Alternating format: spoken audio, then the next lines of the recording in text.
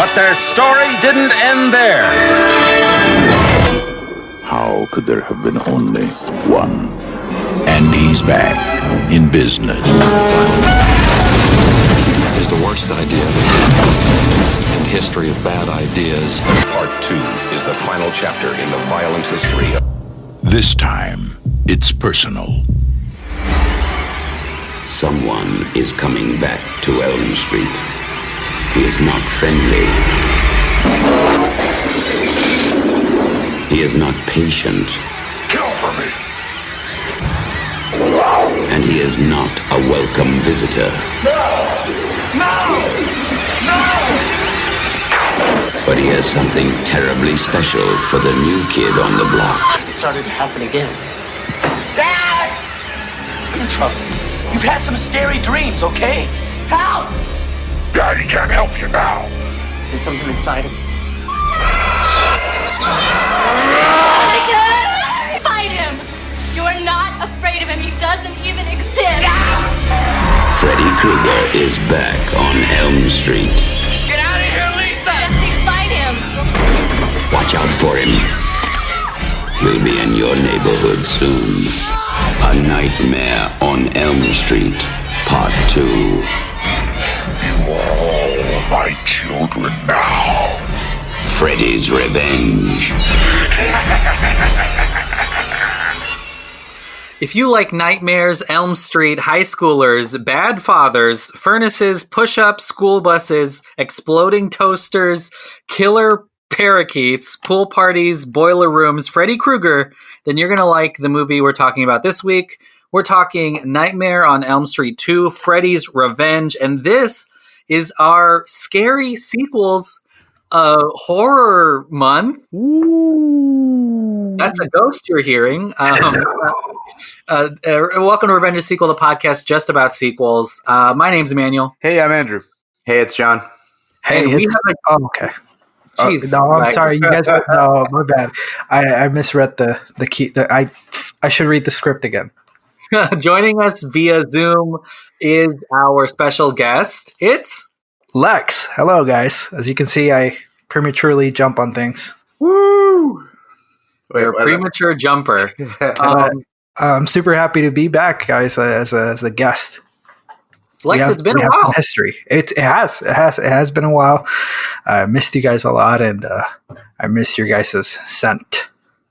Oh, wow. Man. Well, we'll send our scent over to you, I guess. I already have it. No worries. Okay, man. I bought my girlfriend some Ariana Grande perfume, and it works better on you. Yes, I really love it. I was trying to figure out what my scent would be. I don't know if y'all have ever wanted to create a cologne or perfume. I think you would smell like the Gwyneth Paltrow, those pussy candles. Jesus. You're saying I smell like pussy? Because I'm swimming in it. That's why. Or swimming in one. Two. I heard one in the room, like one meowing in the room. Okay. That's the type of pussy you were talking about, right? Yes. Lex, how have you been during COVID? Have you been staying safe? I know you're going to go watch Tenet in a movie theater. Yeah, that's my mom's now going to find out about that. Thank you very much for putting me on the spot. But no, I've been good. Super thankful that I've taken as many precautions as I can. I would say for about a solid. How long have we been on lockdown? 5 months, 6 months, maybe. I don't know. Years. I lost count, but I would say for sure, like the first 4 months, I was like super, like I still am, but I was super cautious, super careful. Most recently, I've been making some adjustments. Like I did go camping with my friends, but I actually like took tests prior to that and things like that. So it's some adjustments just to make sure that we can still have some sort of like normality, I should say, like but at the same time not being irresponsible. But been doing a lot of stuff here at home and making sure that I can still do podcasts or meet up with friends even if it's virtual. Yeah, well, I'm glad you're staying safe. We're going to talk about the sequel Nightmare on Elm Street 2, but I know that you're when does the Snyder Cut come out? Is it this year or next year? Next year. Oh, okay, cool. So this is going to release before then. I will let you have 2 or 3 sentences, Lex, about what you think about the Snyder Cut, because I know you're a stan. Well, 2 or 3 sentence. Well, like the first thing, it's real. Second thing, it's happening. So I think those 2 things get me really excited. I knew it was real, but I was realistic as far as like it's not complete. But the way that HBO and AT&T is executing it, I think it's really smart. Like they are actually giving Snyder money to complete it, and they're actually taking their time. It's something that they probably could have tried to push for this year, but I think they want to wait until the shitty year wraps up. Yeah. Well, speaking of horror, this is our horror month. We've watched 2 or 3 scary movies already, and we let you choose. Or did we let you choose, Lex? I forgot. Sorry. No, yeah, you did. You asked me which. No, I was forced to pick between 3 movies. You guys asked me what was one of my favorite like horror sequels. And I just kind of, for some reason, wanted to really go back into like classic horror from the, was it 70s or 80s for this? I think it was 80s, right? 80s, yeah. Yeah. So I really wanted to think back on that. And I remember Freddy's Revenge being one of my favorites. Yeah. Well, this is the first time we're talking about Freddy Krueger. And there's all of these sequels to the original by Wes Craven. John, I'm going to ask you, are you afraid of Freddy Krueger, or were you as a child? I think you'd be weird to not be afraid of Freddy Krueger as a child. It's the concept of Freddy Krueger himself is genuinely terrifying. Like I think even more so than on a supernatural level, more so than than Michael Myers or. I mean, I'm not too well versed in Friday the 13th, and that he's kind of like a supernatural figure too, more of a zombie. But the fact that Freddy Krueger can kill you in your dreams has always been very scary. I think the original Nightmare on Elm Street still holds up to this day. I think the whole concept of Freddy Krueger is pretty, he's awesome. Like the way he looks, he's burnt up, and he has like this glove that, this weird glove with knives on it, basically, that and you can't kill him. Like he's literally like a figment of your imagination, like your imagination basically gone wild and murderous, and that's always been a scary thing. Andrew, how old were you when you watched the first Freddy Krueger film that you can remember? And so, damn it, I wish you would have asked me John's question, but yeah. I mean, you can answer that one too. No, I'm just kidding. Well, and so I'm kind of going to answer both in a way. I have never seen any of the Nightmare on Elm Street movies. I think I've only seen New Nightmare, which is a super meta one. It's kind of like Scream 4, I compare it to. Wes Craven is in both and shit. It's almost like he ripped himself off, but I never really saw them because of how terrified I was as a kid of Freddy Krueger. I remember parts of Johnny Depp being sucked into the bed, the blood pouring up into the ceiling, or the girl being dragged around. And then these were the scenes I saw as a kid, and I was like, no, nah, I'm done with this. And so I never really rediscovered or went back to them. But like John said, I mean, it's a terrifying concept of like no one being able to help you to jump into your dreams. It's not Leo DiCaprio. He can't incept himself into your mind so you can whip the shit out of Freddy Krueger. But super terrifying as a kid. And so watching this one was cool because I got to kind of I didn't have anything to compare it to. And it was basically, I can look at it objectively. Yeah. Well, Lex, This is Freddy Krueger, and you said that it was one of your favorite nostalgic horror franchises. Before you tell us what you thought about this sequel, have you dreamt of Freddy Krueger, and are you going to kill us? Yeah, so it was actually my first wet dream. Not gonna lie, just kidding. But you're talking about blood. Wet as in perspiration, like sweat. Perspiration. No, but actually, I think for the longest time I would avoid the series as well. I think I was forced to watch it, but it was during the day, which is the only reason why I agreed. but yeah, it's one of the most iconic, villains, horror villains. Like John said, in terms of design, it's super terrifying. I think just the fact of seeing like the burnt skin look like that for sure is it's creepy, it's scary, and I think a big part of the character is, the series is not very consistent. There are some that are not as good as the others and things like that. But I think the actor who portrays Freddy like always brought it, and he always had that menacing energy around him. And so I think that that's one of the most consistent things, because nowadays we get horror movies and, unless it's like a franchise, like The Conjuring and things like that, we're not seeing the same entity. We're seeing different people and different entities take over. Yeah, I think that is something that was really interesting about this period of time, not genre, but horror at the time. Yeah. Freddy, Jason, Mike Myers, right? Myers. Crap, I always mess that up. But they were normally the same actor through all of these franchises, and they kind of built a brand for themselves as I'm Robert Englund, is that his name? Yeah. Freddy. England. Sorry. England. Robert England. Well, Lex, tell us what you thought about this sequel. What did you think about Freddy's Revenge? Yeah, so looking back at it... Was this your second wet dream? Yeah, it brought back the good old feeling of perspiration. But no, I saw it again, of course, in preparation of this, and it's a lot cheesier than I recall, right? But at the time, I think, now there's more adult concepts that I get that I didn't get as a kid. But I still like seeing some scenes, especially some with practical effects. It just, once again, it's that raw like fear.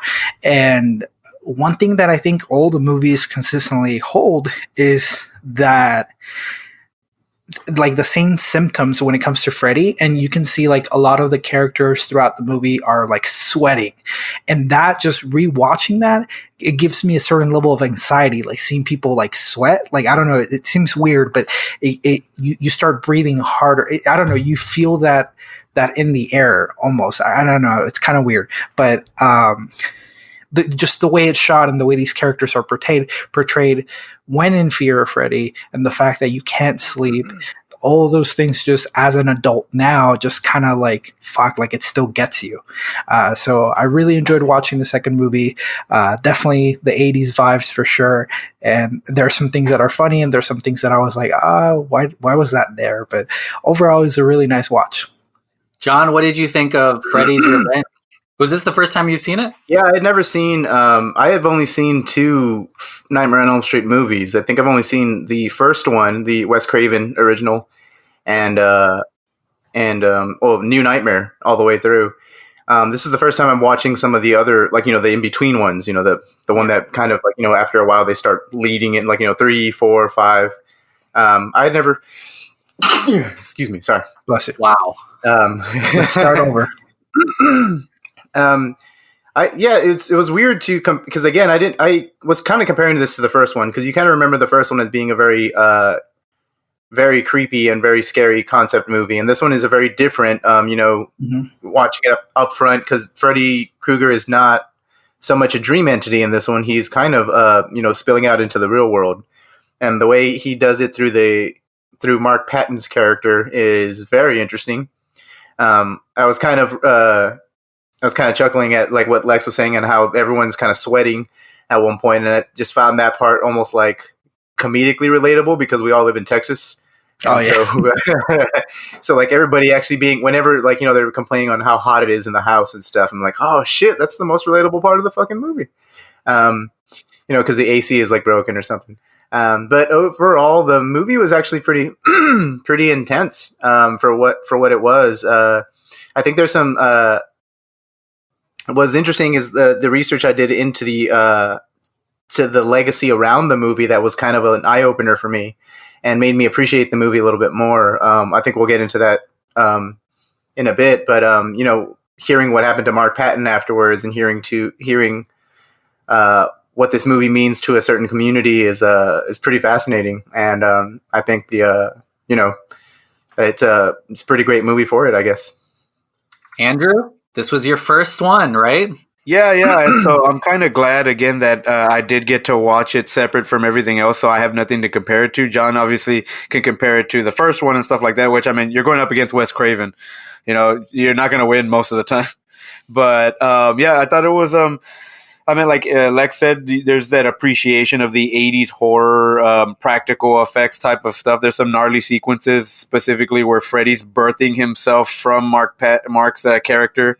Obviously, that's better than shit that we see today in the theaters sometimes. But it's always cool to see Robert Englund do his thing. I've personally met him, so he's an awesome guy that still makes bank off of this fucking character. It's legendary and it's iconic because of him.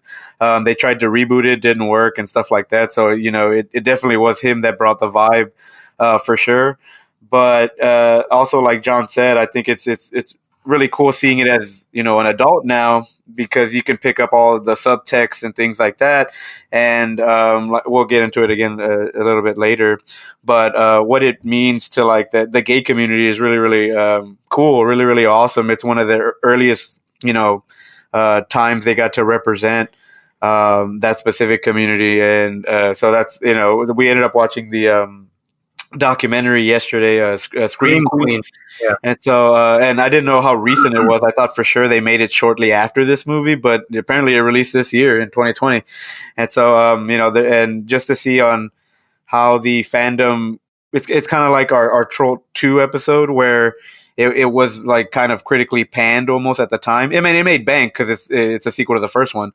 But at the time, people were kind of saying, like, this movie sucks or whatever. And now people are starting to rediscover it and picking up on all this other subtext and things that are a little bit more acceptable today and things like that. So I think it's really, really cool. And I obviously work at a comic book shop, so I'm surrounded by Freddy a lot. He's one of our top selling. Whoa. That's a scary sentence, Andrew. Yeah. Well, and Freddy's with me. He's one of the top selling things at the store, specifically Freddy Krueger. And I talked to a couple of hardcore fans about the movie, and they said that this is one of those that's kind of an oddball in the franchise, because it's one of those things that, like, the main character of the first one, Nancy, she's in the next one, but she's not in this one. And so it doesn't even wrap up anything from the first one, which is kind of interesting to me, where you're like, did she die or what happened? Like, did she survive? Whatever. And it kind of is just its own thing. And then in the next one, they kind of don't reference this one also. But there is that tie with the journal, Nancy's journal, that they end up, that's super important to the story and stuff like that. But I enjoyed it again watching it now. I'm glad I didn't watch it as a kid, because I probably wouldn't have been able to, I wouldn't have gotten it. And so now again, it was very surprising. Usually sequels to, again, runner-ups to Wes Craven is not going to be as good, and usually suck, especially on these franchises that have big longevity. 8 sequels, 9 sequels, 10 sequels. You listen to that and you're like, yeah, they make money, but they probably aren't good. So this one was pretty cool to see for different reasons. It's the underdog of the franchise. Yeah, I think that the overall premise of Freddy Krueger is so powerful, because it is basically, the idea. Why is everyone Bless you. I got it from John. It's going around. You're catching it through Zoom? Zoom room? We need to do. Oh no! Zoom stock is going to plummet now. But the overall premise of a monster in your nightmares is such a strong premise, and that I think it doesn't really need much more than that. Mm-hmm. I feel like Jordan Peele says always, something that works is just something that actually scares you, and then you can build around it. And the idea that you can't wake up from a nightmare and it's something that's trying to kill you is strong. There are some things that remind me of Candyman. I don't know if y'all have ever seen Candyman, but there's the idea that maybe you're the monster. And I know that that's a lot of what Freddy Krueger is. And then this movie, it is literally similar. that. Yeah, it's like almost. It's possessing. Y'all already talked about the aspects that were kind of warming to me, which was all of the practical effects It was fun. You knew that whenever there were all these Freddy's coming out of people's chests and stuff, that there was probably some latex and blood cannons involved. And I think that was really fun. There were these elements of storytelling that I think, Andrew, you talked about Inception a little bit as a joke, but that legit happens in this movie a couple times where you're meant to think, is this a dream? Is it over? Is it not? Which sometimes is very jarring. And I think supposed to be confusing because as an audience member, you're supposed to be like a little bit scared of those moments. But yeah, I thought it was really an interesting watch. I wasn't as scared as I was, but I think I'm older now, so that makes sense. When you're a kid watching these movies, you're scared to death just of a shadow of Freddy. But I don't think I was really that. And I'm scared all the time, just in general in life. I'm scared of everything. But let's open it up. What are some things y'all want to talk about? I want to talk about the well, like, I mean, you guys already touched up on it, but like some of the sequences that like had me super engaged, and I was like, damn, like they really did this back in the 80s. And it was like that sequence where Freddy's coming out of the main character's like chest. Like that's just like you can see it now. You've seen CGI, you've seen practical effects and how it all works as an adult now, but still looking back at it, I was like, damn, like my 9-year-old version of me can't tell the difference. Or like, you know, my 9-year-old version of me doesn't know what great CGI is. So like this was just like crazy. And like even seeing it as an adult, I was like, damn, like the way they did this sequence, like it's still like the fact that the actors know what to reference and they're seeing this face coming from this guy's chest, like that's just creepy. And like you said, Manny, like there wasn't really like horror, like I wanted to turn off the TV, but it was still all that sense of like anxiety, like him having some scenes where he's about to kill his baby sister, or like the heat, even just like the heat once again as an instrument on the movie, it's utilized in a way to cut out oxygen from you as a watcher, and you know, even if you think back on Texas heat, like you relate to that, but you also like remember how annoying it is, and sometimes it's even hard to think when there's you know, like when you're under like 102-degree weather. And so like even the characters having to try to solve this issue, you know, through that heat, through the presence of Freddy, through like the lack of sleep, all those things as an adult kind of weigh you down. And it still makes this movie kind of like impactful in that sense that you can still relate to what the actors are sensing as fear, or what the characters are sensing as fear. So also, by the way, am I the only one, or like does the lead actress like she looks exactly like Meryl Streep? Yes, I kept saying that. I kept saying that while we were watching it. It was her real name is Kim Myers. That's the actress name in this movie. And she's not related, but that's crazy. No, she does not. She's not related to Meryl Streep. And it's funny, though, because I think Drew mentioned that we watched the Scream Queen documentary after this. And she shows up like for conventions and stuff. And she looks exactly like Meryl Streep. Wow. And I was like, holy shit. She's a dead ringer for Meryl Streep. She's also had a brush with another big horror franchise. She's in Hellraiser Bloodline as well. So she is a Scream Queen. Yes, she is she's a Scream Queen. She does. I mean, yeah, I wrote that down in my notes, which you know, basically over and over, like, you know, not Meryl Streep does this, and then eventually I wrote down Kim Myers' name. But yeah, it was I could not unsee that whenever like she first showed up on screen, and I was like, whoa, is that Meryl Streep? That's so much that I had to pull my phone out and then had to like I looked it up. Yeah, I looked it up as well, and she did a really good job. And like honestly, I'm unfamiliar with the things that you and Andrew were talking about, like as far as the documentary goes and the representation behind the movie. But even as a female character, I think she did a really great job, and she was like a support and like a rock throughout the whole movie. Whereas in the 80s, like you would still find yourself, especially in the horror genre, with the female characters either being a damsel in distress, or like I know I know the female character was the lead and she was also a strong character on the first movie, but I'm just saying, like, I like that consistency that despite her not being the true lead, she acted as a support to the main lead, the male lead, and oftentimes she was the stronger character and the more brave character amongst the bunch, and I think that was really, really awesome to see. Yeah, she's a straight up hero. She saves his life multiple times when people want to kill him, and at the end, the only part of it that, I mean, the corniest part, I will say, is when she kisses him, or I guess not him. Freddy. She kisses Freddy. Yeah, I wish that would have gotten cut. That was disgusting. Taking a step back, that's how she saves his life in the end. Anyways, is a simple kiss. Andrew, do you have a favorite sequence? Toaster explosion, parakeet explosion, boiler room explosion. Oh my god, I forgot about the possessed parakeet. That's pretty funny. That was great. Sorry.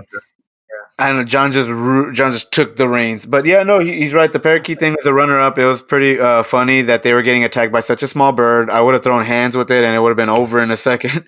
No, I would think. I mean, we said it earlier. I mean, we just keep echoing the Freddy birthing himself out of the dude. But I'll go to something a little bit more specific. Is I like the way they updated Freddy, where it's like, oh, it's not just a glove anymore. Like the claws grow out of his actual fingers, and that's usually, when you look at Freddy, he doesn't have the glove on. It's the claws coming out of his fingers, which of course done in awesome 80s style and with practically and stuff like that. I would say the effects, obviously you can't beat them. They stand the test of time. There's something to say about a movie that has longevity, and you can show this to someone in 20 years and they'll still kind of cringe at some of those effects for sure. But I also like on how it's kind of a flip on its head, where instead of it's the last girl, it's the last guy, and so that's why he ends up needing rescuing at some point and stuff like that.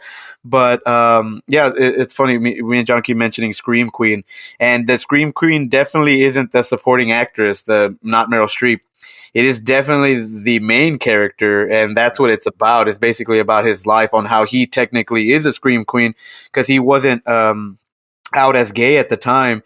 And in the 80s, it's kind of fucked up what a lot of people, put the gay community through, and the rings they had to jump through to get some work or whatever. Also AIDS epidemic too, so there was a lot of misinformation about that disease. Yeah, and exactly. And so that's what the documentary is mainly about, on how this movie kind of ruined his life in a way, and now he's come to terms with it now a little bit better, and he's gotten closure and things like that. And I'm glad he has that closure, because he deserves it, honestly. He had to walk away from his acting career because of this movie, and because he went to Mexico. Like, he literally just fell off the earth. Like, I mean, he fell off the earth to a different continent, but he literally just moved away because negative reviews on the movie were homophobic, really. Like, if people didn't like the movie, you didn't like the movie not because it sucked, it's because it was it was gay, quote unquote, and it really did a number for that. So how did people, if he wasn't out, how did people find out, or where did the comments come from? That's what so go for it, Drew. You explain it. Oh, well, no, and I'm sure John can build on this or whatever, but there was a lot of tension between, there was blame throwing around. Some people were like, there's gay subtext in there. We literally go to a gay bar, and it's like the gayest bar, one of the gayest bars that they're filming in the, where they're filming. And so the director's like, oh, well, I didn't know. And I was like, how did, even some actors are like, we knew from the audition that this had gay undertones for sure. There's a lot of, there's that baseball player, that friend that he keeps kind of going to instead of the, the typical heterosexual, love interest and stuff like that. They even go to the point where they're pulling you down each other's pants and trying to rip each other's shirt off, at the beginning.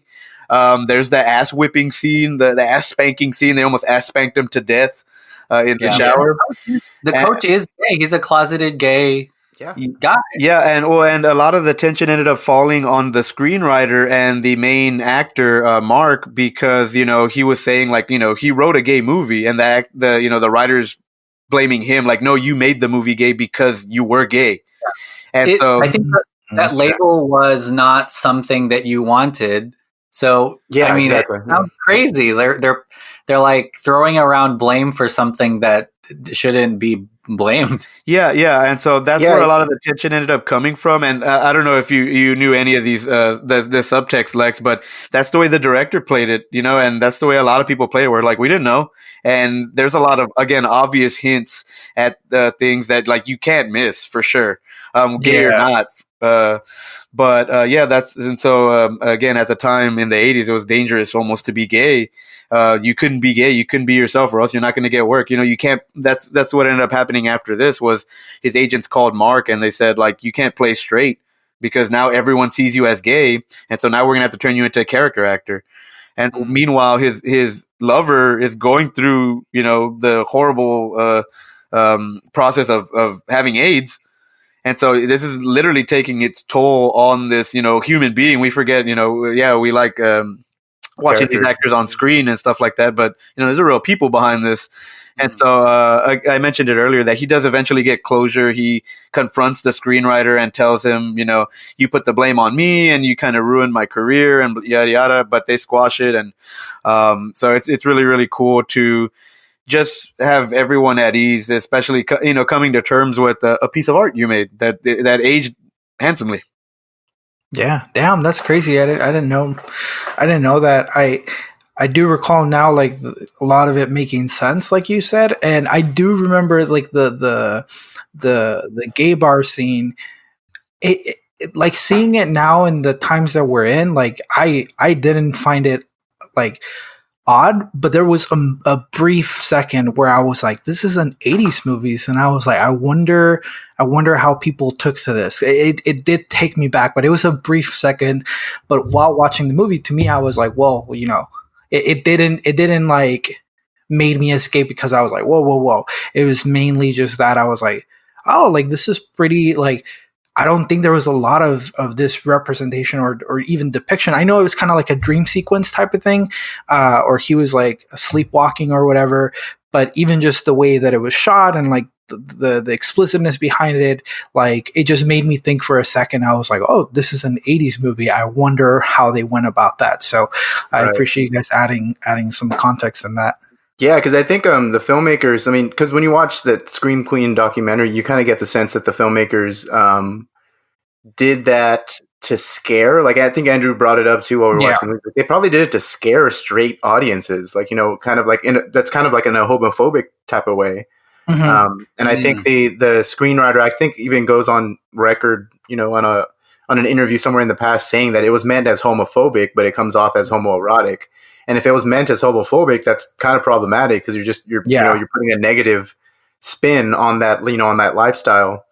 And it's really interesting. And even the fact that, because I think they interview a professor too in that in that movie or in the documentary, and I had kind of like picked up on that when we were watching it because I did a little bit of research before we saw the movie because I had never seen it before, and I was always wondering why this one was famous, because I knew that Nightmare on Elm Street 2 was famous, but then when I found out why it was famous, I couldn't not see the subtext, if that makes any sense. Gotcha. So, and because even if you think of like the way Jesse, who's Mark Patton's character in the movie, Jesse is kind of like he's turning into a new man, like a different man, and he's kind of like his urges here obviously are to kill, but you can see the subtext in that, like he's suppressing his urges and repressed monster within. Right, exactly. And so like, and then that scene where he literally births through Jesse to come out is kind of like, it's kind of like those sexual undertones that Alien had, because Alien also, has a scene where like,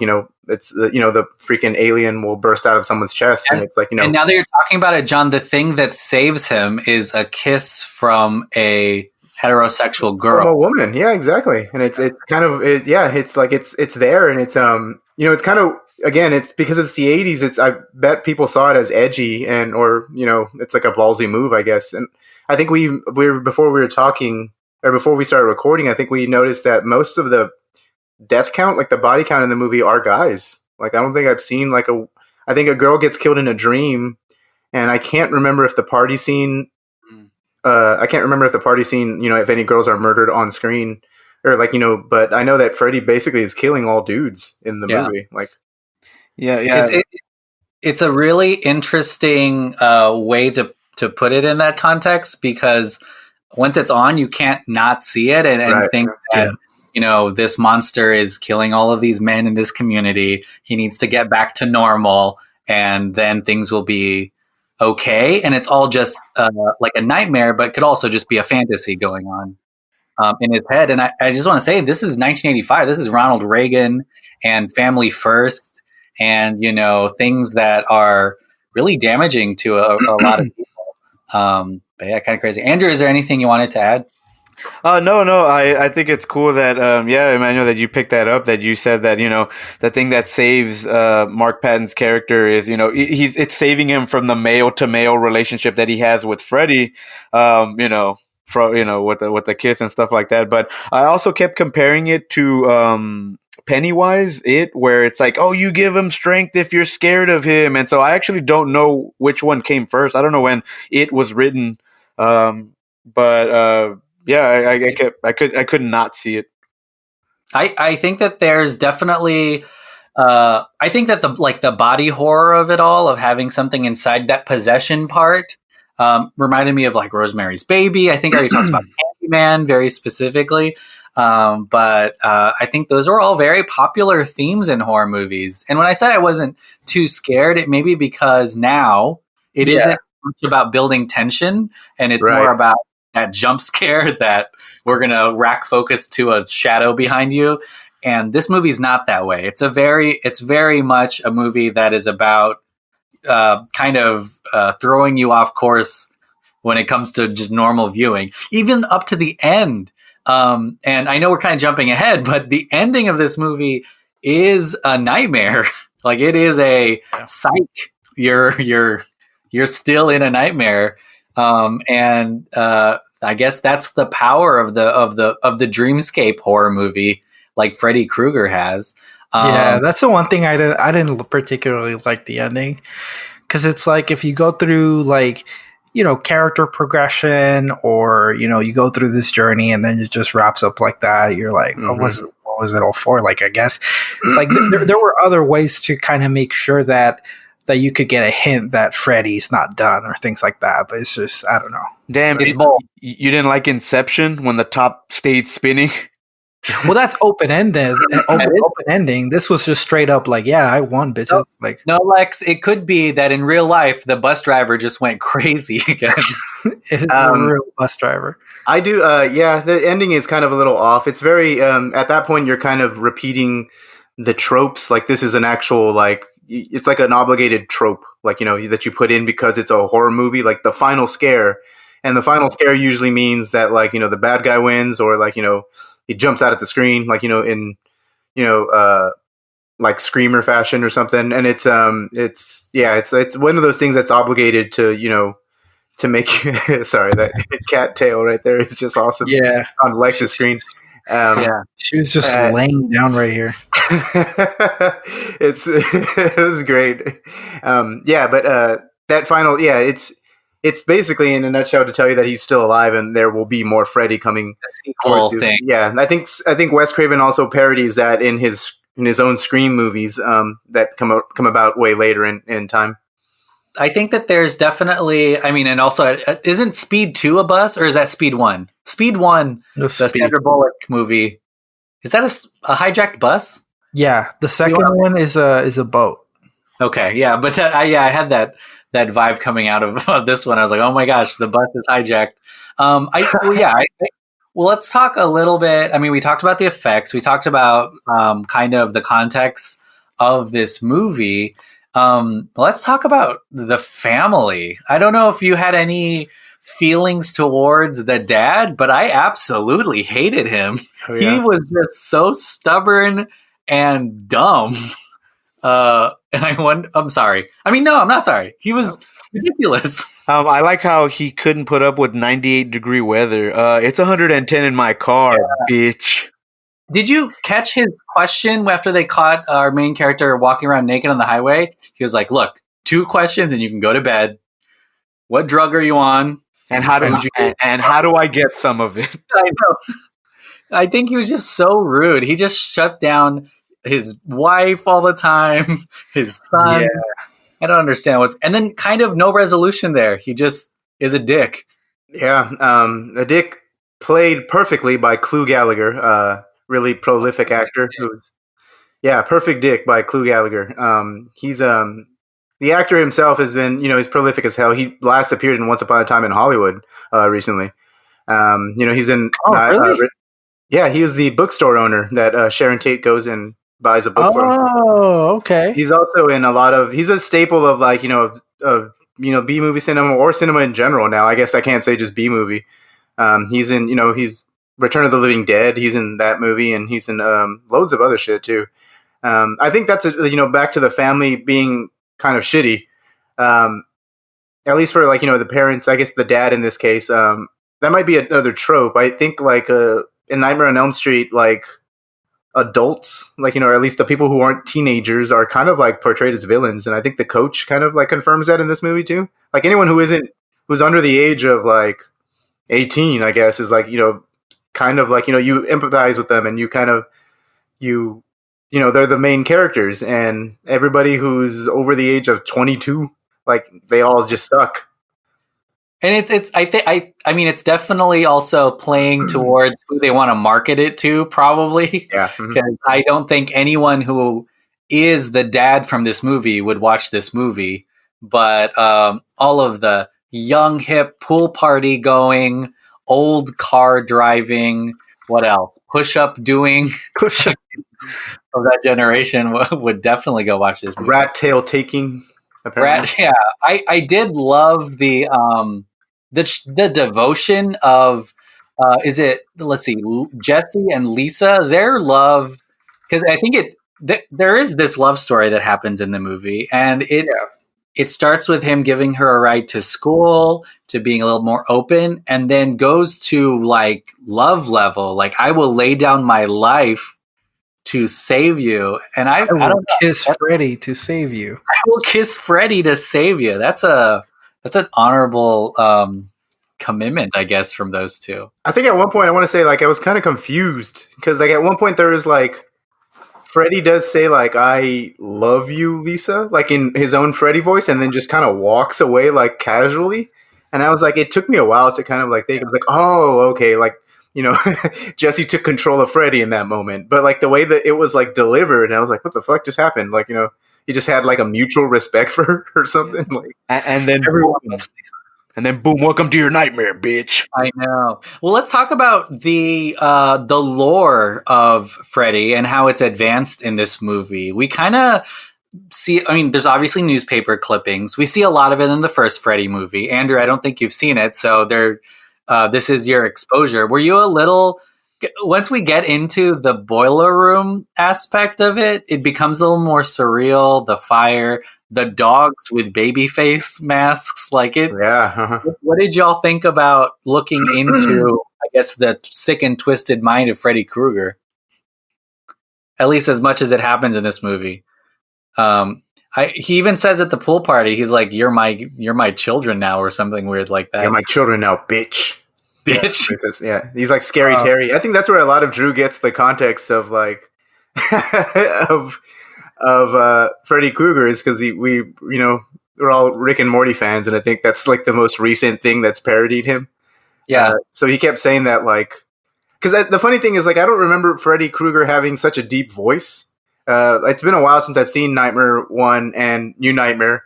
And I forgot that Robert Englund's voice is kind of deep, as Freddy, because sometimes you see clips of the other movies and he's cackling, he's laughing, almost like he's the Joker. Yeah. And so and to me that when I see that image or when I see clips like that, his voice isn't that deep. But in this one, his voice is kind of it's very "Hey, I'm gonna kill you," and that's why I guess Drew kept bringing up the Scary Terry references, because he kind of talks like him. Watching. It is pretty cool that you see the boiler room setting, especially for the final fight in that movie. I think it's kind of insane because it hints at the very dark backstory that Freddy Krueger had in this movie, or in these movies where he's a child murderer, and the parents basically all came together and killed them. Like 30 kids, is that right? Like, it's a lot. Like a lot, yeah. And like the movie doesn't get too much into it. So, for example, if this is your first watch of the lore, like you don't get a lot of backstory that you get in the first movie. I think it was done on purpose because, to my understanding, the first movie and this second movie were just a year apart. So it was kind of like a back-to-back thing. I can double check, but I'm pretty sure. No, you're right. You're right. It's almost to the day 1 year from the. You're talking about like in the storyline, right? Like 1 year apart, like in the story. No. I think in the story, I think they did mention it was like a 3-year gap or something like that. But like I'm talking about filming, like film release wise, it was only a year. So I think that's quick. Oh yeah, fast turnaround. So I think at the same time, the reason this movie doesn't go too much into, like, once again, they have the boiler room that references back to his story and what he did and his background, but I don't think they went too much from a writing standpoint because of like, the first movie was a hit. Everyone saw the first one and it's only been a year. So I think it was kind of like on purpose. Whereas nowadays we see horror movies that are part of a franchise take, even up to 3 years in between them. So there's always some sort of actual expansion, kind of throwing back to like the origin story or whatever it may be. So I think they took a different approach while at the same time still trying to I would say like very minimally, like continue to expand on who Freddy is and what he does. And his baby face dogs. Well, you brought up a good point, modern day horror. This is a movie that had a recent sequel, reboot, A Nightmare on Elm Street by way of Michael Bay. Platinum Dunes. Oh God. In 2010, what are your thoughts? And I'll ask you first, Andrew, because this is your first Freddy Krueger movie. What are your thoughts on more Freddy Krueger? Do you think we've had too many of these nightmares already? Frederick Krueger. Frederick. And so I didn't watch the Jackie Earle Haley one, which I'm glad because I think that they end up making changes to his character that makes him. Because obviously you can't match up to Robert Englund. And so they tried to make him a different type of scary or horrific, which I don't think worked. It's kind of like, what's his face, Rob Zombie's take in Halloween, where he just kind of made it a little bit more fucked up to scare people. But this one specifically, I mean, I think it's iconic. It's like the Xenomorph, or it's like the Predator, Michael Myers. Like, there's only one Freddy Krueger, and it's Robert Englund. But yeah, I mean, we're talking about the boiler room and stuff like that. So I'm not completely oblivious to his backstory because I'm surrounded by the character so much in the at my work. So I know that he's a child murderer. I know that the parents formed a neighborhood watch and he caught those hands and shit like that. And I know that. That's why I like the boiler room thing, because one, you don't want to retread on something that you just showed people a year ago. That it just feels like you'd be taking up time, precious time that you could be doing something else with. But Batman's parents. But I also think that it stacks the odds against our main characters, because now you're playing on his for his rules, or his playing field, so to speak. I think it's there's no one else quite like this specific Freddy. I mean, not from this movie, but I meant from this original franchise. John, do you have appetite for a lot more Freddy? I don't know if I have appetite for a lot more Freddy, because I think my feelings on Freddy kind of echo the feelings I have on Michael Myers and Jason, I guess. Like, you kind of, not to say that once is enough, because you can find new spins on the material, kind of like the way, Wes Craven did with New Nightmare, which is a super meta take, and it's awesome. So it's not that you can't do a new spin on it, but I don't know if I would say that that I would want more Freddy. I think it's inevitable, though. I do think like another remake or another reboot is inevitable. In what capacity, I don't know. I'm not sure if it's going to, because the concept, you can do a whole lot of stuff with it. And, I think because even after this movie, there's a Nightmare on Elm Street 3, which I think is Dream Warriors, where people will start kind of like Inception, like they start training themselves to, lucid dream and go in there to fight Freddy. And that's like, that's an interesting concept in itself in the franchise. but I think New Freddy is inevitable because of the iconic presence of him. It's like there's no. We talked Halloween recently, and there's 2 more movies coming out, so there's going to be more Nightmare on Elm Street, regardless of what I think or what other people think. Really, Lex, are you ready to return to the dreamscape? Are you ready, Freddy? I don't think I'm like ready. Just unlike Halloween and Friday the 13th, those 2 characters, although they still have brought back the classic actors that portrayed those characters, they have a full-on mask to the point where like anyone can really put on that mask and not to disrespect the actors that portrayed them, but it's just you can make the mask look exactly the same and it gives you that level of nostalgia. Whereas with Freddy, with the practical makeup and everything, you can tell when it's not him. Like when the reboot took place, it was clearly a different person. It was a different take. And although I think the actor is very good because he's the actor that played Rorschach, right? Am I wrong? Yeah, he's a Watchman. Yeah. Fellow Texan, I think, right? Oh. Is he Texan? Yeah, he produces the HEB commercials. Produced. I'm not sure if he still does. Yeah, he used to. Yeah. Damn, that's crazy. I didn't know that. Though, once again, it's him in the makeup and things like that. It was his own thing, but it's like almost to the point where you disconnect. You're like, that's not Freddy. That's not the Freddy I grew up with and things like that. And I think even just performance-wise, although he did the job that he could with what he was given, like I think just like I said, there's been bad Nightmare on Elm Street movies, but the original Freddy actor, Robert Englund, he just brought it, and like whether he was corny, whether he was menacing, his persona was there. And so I think that's the reason I'm not ready. Unlike other villain entities from horror movies, he's probably one of the hardest ones to follow up in terms of just bringing that same level of threat. I would say like if they were to adapt it again, like they would for sure have to look at what the character design may be, like perhaps not replicating what the original had, but still go with a different take. But at the same time, there's like a split. Like at that point, should we call it Nightmare on Elm Street or should we call it something else? But I'm just saying, like, it's a tough choice for a studio to make.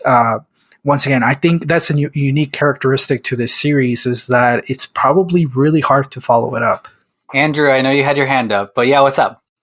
So I just thought of it because I was trying to think of how I could watch a new one or how, because I mean, like Lex said, there's really no one else that can play this role. But I think that if you were to have a rebooted Nightmare on Elm Street, that you should bring back Robert Englund, have him be Freddy for the first, minute, and finally, maybe in the final act, he could say like, "Oh man, I'm looking kind of old" or whatever, and he can morph himself to look younger, and that way you can recast and have it keep going.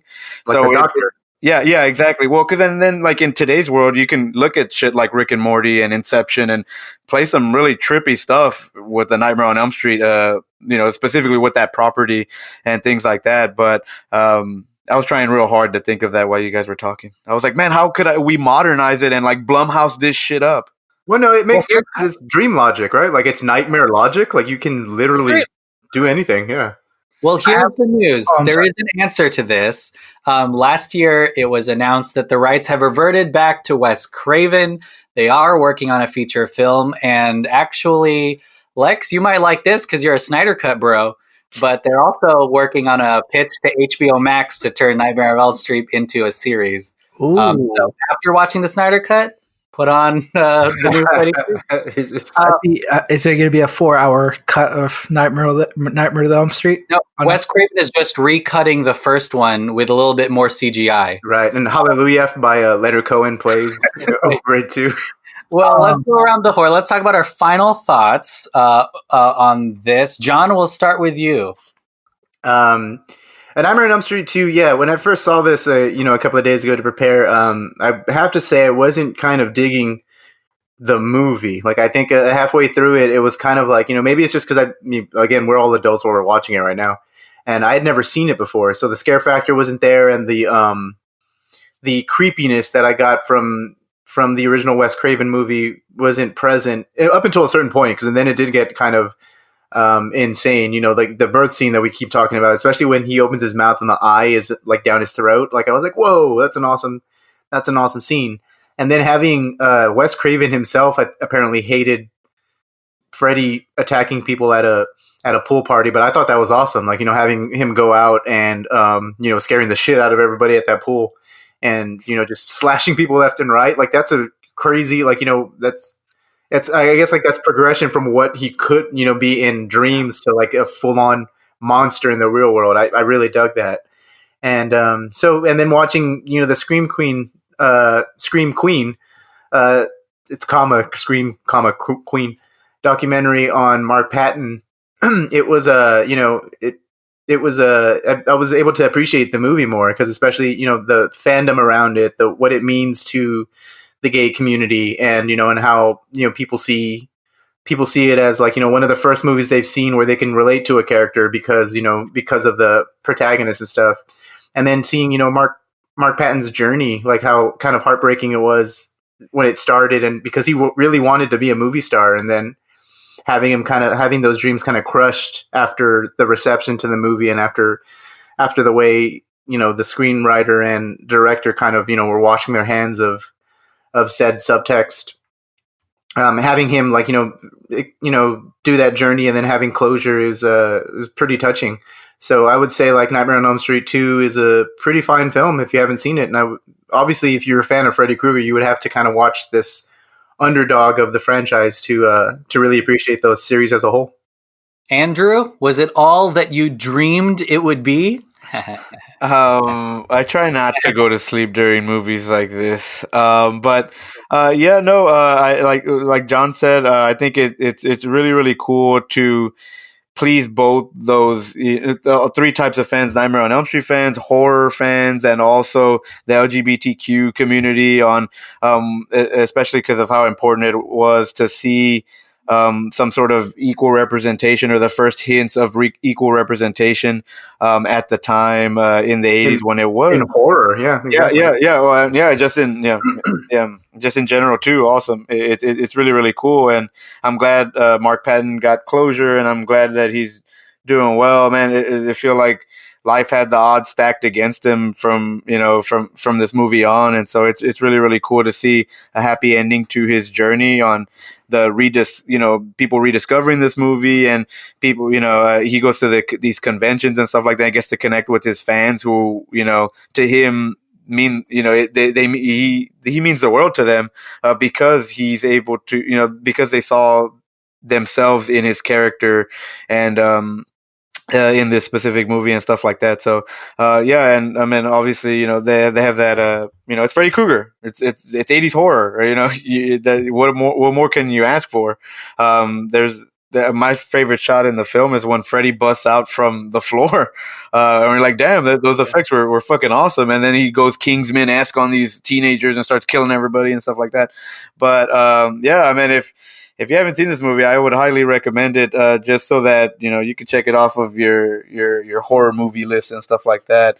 And I mean, I kind of want to show this movie to my kids so that I hope that because John's right. I wasn't scared personally as an adult now, but I can see this haunting a kid for sure. Lex? Yeah, so I think it was despite it being an underdog from a film standpoint or from the series standpoint, I think it was still a very important movie, just because of the behind the scenes, the drama and the hardships that the main actor went through. But at the same time, I think, on something like the horror, that the 80s horror genre, the sequel was probably a pivotal movie as far as to whether your series moves forward or not, right? And so the movie did get a bigger budget from the first one, and although it didn't make as much as the first one, it it was a budget of 3 million and it brought 30 million, that's impressive. And so I think the fact that this is an underdog movie, yet it probably was the movie responsible for the series moving forward, that on top of, once again, the iconic character that Freddy Krueger is, I think this is why it's one of my favorite like horror sequels.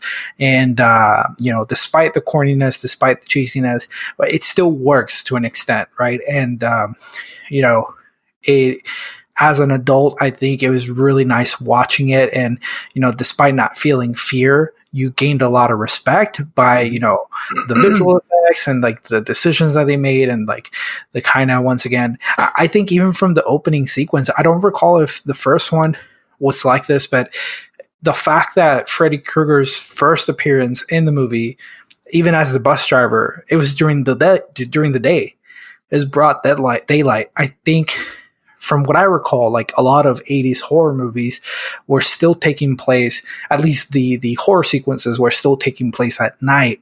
And I think that's the formula that the first movie had. And so the fact that they kind of like from the get-go, like made some changes, made some adjustments just to let you know how much bigger of a presence and how much bigger of a menace this Freddy in the sequel was. I think it was really great. And like you said, like even him like terrorizing kids at a party, like that's just kind of badass. Like it's not, usually horror movies happen on a one-on-one scenario. Like it wouldn't happen to a crowd. And so that I think in itself, it stepped it up. And it kind of impacted the genre as a whole as to what other characters or directors can try. Yeah, it's kind of like a sorry, Dolphin. No, go, John. It's kind of like a no holds barred, like no one's safe at that moment. And that's a cool thing. Exactly. That is scary in itself. Mm-hmm. I mean, I agree with what all of you are saying. Freddy Krueger is in that Mount Rushmore, I think, that we talked about earlier of horror villains. He's up there. This definitely is not the worst Freddy Krueger movie, I would assume. There's so many of them. But I think that the base premise of it gets expanded on in this movie. There are definitely things that feel corny and Wes Craven refused to direct this movie because of the parakeet scene. He thought it was too corny. That this is the 80s, and I think that you have to kind of understand that there was just a lot of story built around what they could accomplish on a set, and I think that's what the parakeet scene is.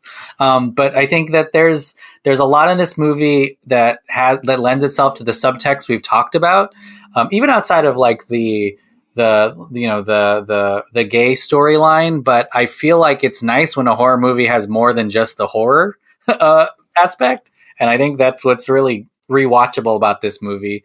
And it's on HBO Max. I know it sounds like this is a sponsored podcast by HBO Max by now, but it's on HBO Max, and that means that so many people get to discover it who probably wouldn't go grab the second Freddy Krueger movie from a video store or something. Right. So that's really exciting too. Well, hey, that wraps up our visit to Elm Street. Maybe not our last one, because there's more. There's probably. I like the series idea. I think. I don't know. Just real quick, I don't know if you guys have seen The Outsider on HBO. Really, none of y'all? I haven't seen it. No, it's a Stephen King story, right? And yeah. With Jason Bateman as the main character. You could it looks really, atmospheric and creepy. I just haven't gotten to it yet. I want to get to Perry Mason, and I still haven't gotten to that. Oh, okay. Ruben is in Perry Mason. What? Ruben. Oh, shit. This is a pod. Never mind. Well, we know someone who's the guy who acted in my last short film, the black and white one. He's in Perry Mason. He's Perry Mason himself? Wow. He is Perry Mason. That's crazy.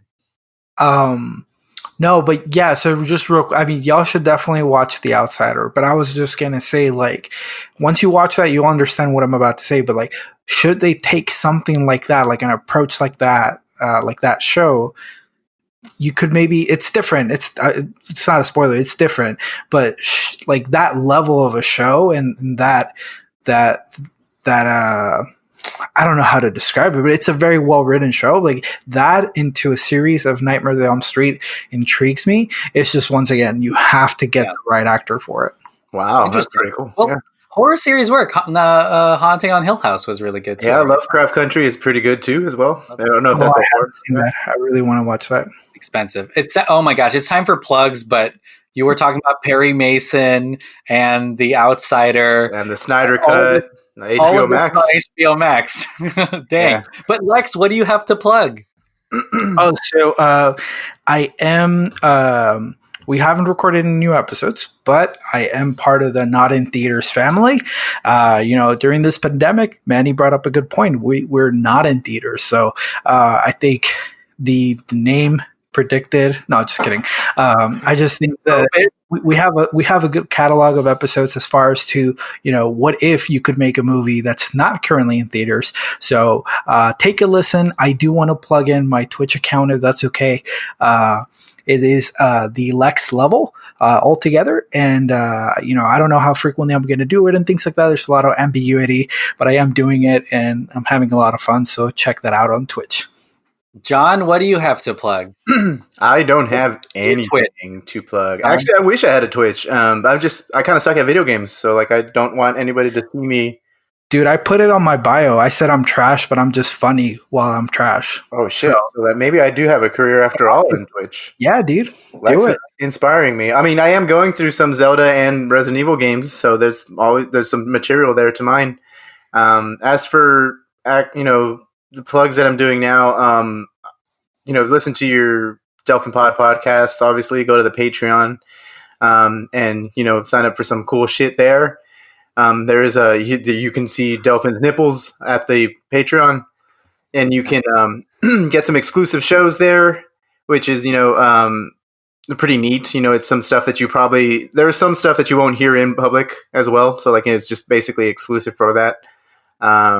Yeah, I want to plug another podcast I was on recently. It's called Cover Stories. It's from some friends of ours do that, Zach and Eric. I was on the episode of theirs, and it's if you like music, definitely go check that out. They're on iTunes.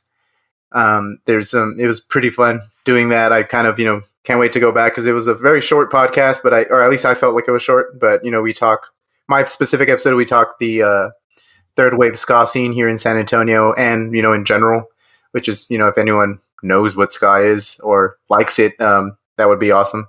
But yeah, and then obviously go vote and go vote and stay safe. Andrew? Since we're still in the COVID times for you Patreon users, stay inside, wash your hands, wear a mask. But when you're listening to this on the public feed, hopefully we're out of COVID times. Probably not. So do the same thing that I just told the Patreon users to do. But also vote. Request your mail-in ballots. I don't know if it's too late for that or anything like that. If you can claim the exemption and stuff. But yeah, stay safe. Wash your ass, brush your teeth. This is going to be my first election, by the way. Super. Wow. Yeah. Congrats, Lex. Yeah, How that's exciting. awesome. Yeah. It's the funniest thing ever. Just real quick, my election, my voter's registration card, it got wet, like inside of my car. Like something spilled, and you can still, all my details are there, but it lost some of the color. But I went ahead and requested my new card today. It's like WAP, but it's WAV, wet ass voters registration card. Wet ass pass, voters pass. I will say this may be anecdotal, but also I feel like it's important for our listeners to hear too. I have never brought my voter registration card when I voted, and I still got to vote. So. Okay. Sounds like a brag. Stop. No, I'm saying bring your ID. That's all you need. I don't want people to feel like they can't vote if they don't have like their birth certificate and a picture of them being born on U.S. soil or anything like weird. You can vote with just your ID in Texas, and in some states you can just vote by being on the rolls, no ID. So yes, vote. It is October the 5th. So I believe you cannot register to vote. Well, yeah, you can. You still have a little bit of time to register to vote, but you definitely have 4 weeks to go actually vote. So make sure to do that. You can go to patreon.com/DelphinPod, like John said, and access all kinds of things. I feel like this will be a video episode because I remembered to record it. So This will definitely be a video episode on there. And I don't think anything offensive happened, so we can release it. Oh, let me cover up my lotion. Hold on. Shit. I'm offended, Manny. You can go to tpublic.com and search Dolphin Pod for merch. But other than that, it's almost Halloween, so I hope everyone stays safe and you don't have any nightmares. And hopefully you wear a mask, like at least for that. At least. Man, and I feel so bad for our international listeners because they're like, vote for what?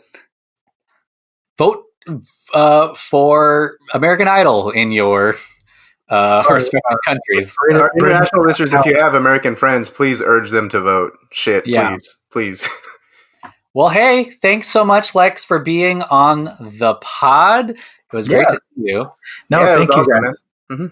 I appreciate you guys having me here and letting me pick the movie.